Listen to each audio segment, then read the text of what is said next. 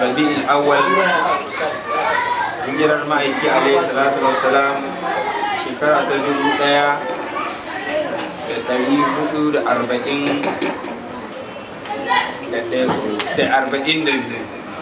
Allah ya mana jagora, Allah ya ba mu dacewa bisa abin da muka sa a gaba, wanda ya yi daidai da 29 ga watan 10 miladiya shekara ta 2020. Allah ya ba mu sa'a, Allah ya samu dace da irin abin da za mu yi na wannan karatu. Za mu yi karatu cikin wannan littafi mai tarin albarka, shine littafi na Anwarul Muhammadiyya,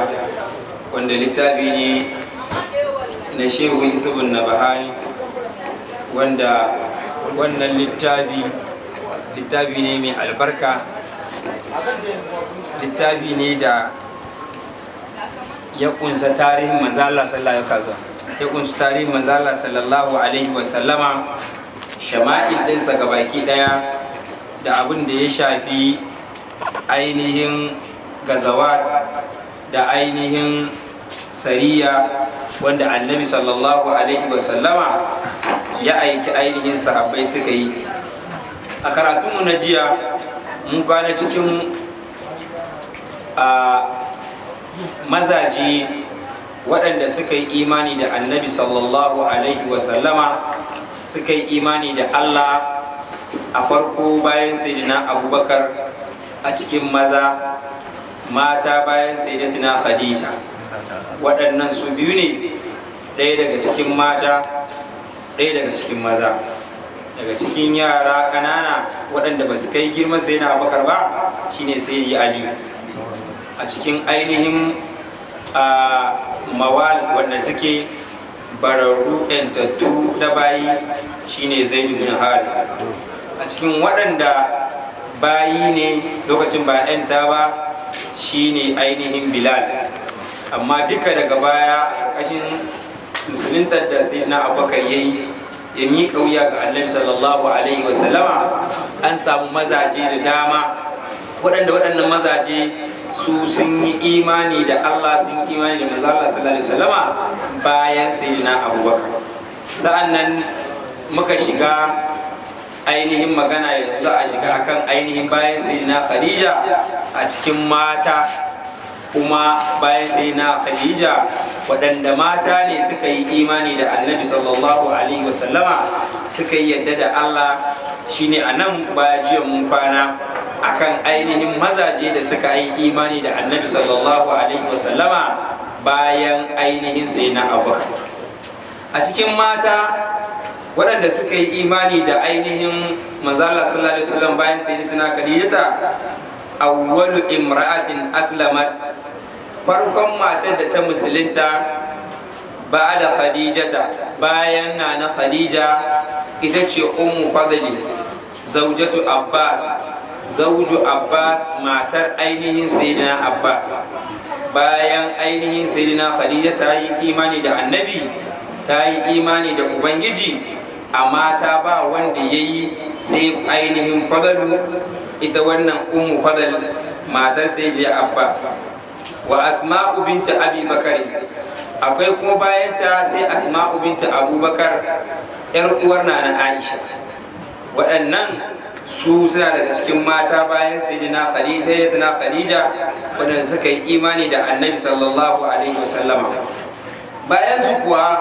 wada kalan nasu, mutane da yawa sun shiga musulunci, sun karbi sun imani da Allah bil Islam, cikin musulunci arsalan, jama'a mutane da yawa sun yi imani da annabi, sun yi imani da Allah, sun karbi musulunci bayan waɗannan. Bayan wannan, daga cikin maza, daga cikin mata, su da yawa jama'an nan duka sun yi imani da annabi sallallahu alaihi wasallama. ثم إن الله تبارك وتعالى أمر رسول الله صلى الله عليه وسلم بأن مازال صلى الله عليه وسلم bayan wannan sai ubangiji ya umarce shi bi an yasda'a bima ja'a bihi, ya ainihin a bayyana daga irin abin da ya zo da shi na ainihin kira ga Allah. Annabi sallallahu alaihi wasallama Allah ya umarce shi da cewa to bayan wannan ya Rasulallah ka bayyana bima ja'a bihi, daga irin abin da ka zo da shi mana ay wajiha bihil mushrikin, ka fuskantar da ainihin mushrikai, ka fuskance su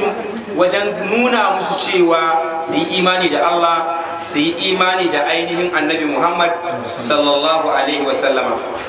amma zalan nabi sallallahu alaihi wasallam, annabi alaihi salatu wasallam bai gushe ba yana kiransu zuwa ga bautawa Allah, ya fuskanci mushrikai yana kiransu da su zo su bautawa Allah, ya fuskance su da zo su karɓi musulunci. A lokacin annabi sallallahu alaihi wasallama mustakfiyan yana yi a ɓoye hatta nazala, har wannan aya ta sauka fasda bima tumar wa arid anil jahili. Har a lokacin manzala yana kira a ɓoye, yana kira a ɓoye, yana kira a ɓoye, sai Allah ya saukar da wannan aya, ya Rasulallah fasda bima tumar, ma'ana ka bayyana daga irin abin da Allah ya umarce ka a kai na ainihin annabtanka da ya baka mursalanci, ka yi kira zuwa ga ainihin mushrikan nan a bayyane su zo su bauta ma Allah. A wannan lokaci annabi sallallahu alaihi wasallama ya bayyana kira, ya sha wahala, ya sha ainihin istihza'i a gurin mushrikai, ya sha ainihin aibatawa da wulakanci da abubuwa iri-iri, ba abinda annabi sallallahu alaihi wasallam bai gani ba, har zuwa ga Allah ya tabbatar mana da wannan musulunci muke cikinsa. Fajahara sai manzo Allah sallallahu alaihi wasallam ya bayyana ainihin kiransa ga Allah, ya daina koyewa, kuwa shi manzo Allah sallallahu alaihi wasallam ashabuhu da ainihin sahabbansa suka zo suna kira da ana yin kira a koye. Allah ya umarci manzo Allah sallallahu alaihi wasallam ya Rasulullah fasda bima tumar, ka ainihin bayyana daga irin abin da aka umarce ka akai na ainihin ka bayyana. Wa kana zalika ba'da 3 sinin, wannan ya kasance bayyana kiran da annabi sallallahu alaihi wasallam ya yi wa mushrikai bayan ainihin shekara 3 ne minan nubuwati daga annabta. Bayan an ba annabi sallallahu alaihi wasallam annabta da shekara 3, sai Allah ya saukar da ainihin kira akan cewa manzo Allah sallallahu alaihi wasallam ya kira a bayyane, kada ya rinka kira a goye. wahiyal mudda, wannan shine kwanaki allati akhfa rasulillahi sallallahu alaihi wa sallama, wanda manzo Allah sallallahu alaihi wasallam ya koye kira, yana koyewa a sirrance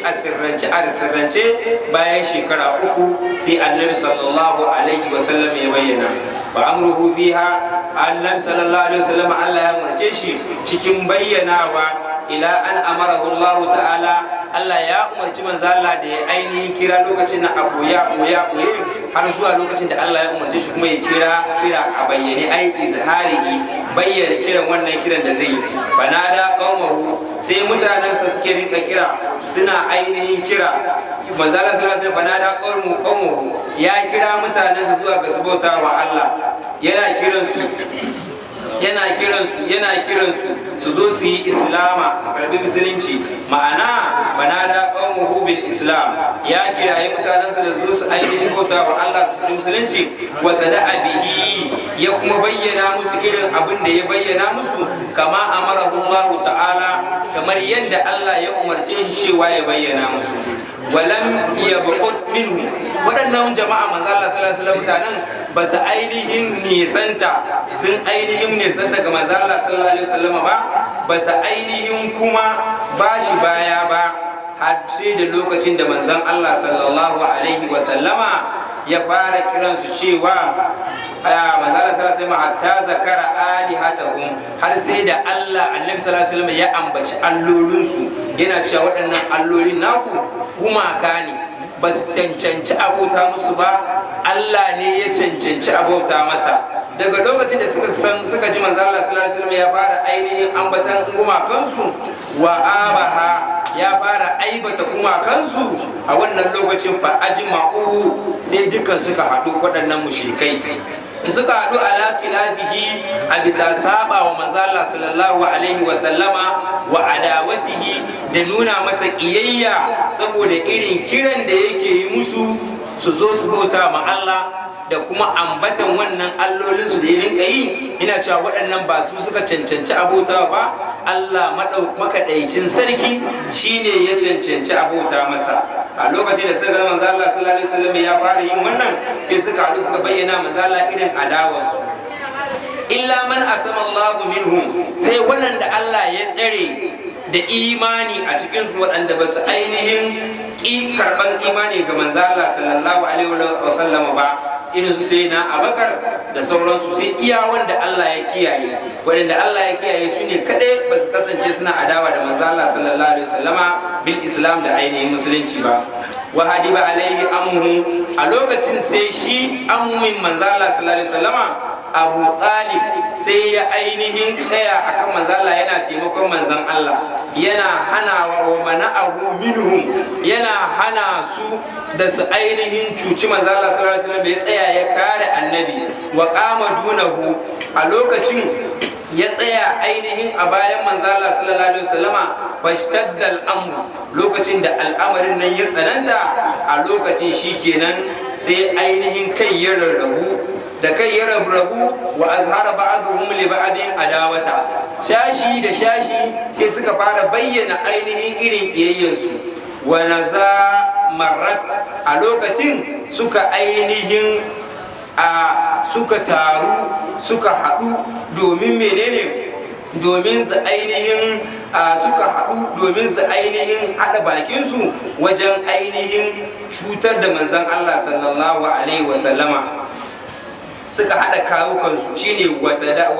yake cewa ainihin wata zamarat sai suka haɗa kansu su wannan ƙurayshawa wata zamarat ƙurayshi su ƙurayshawa suka haɗa kansu akan cewa alaman aslama daga dukkan wanda ya musulunta ya karɓi imani da manzon Allah minhum a cikinsu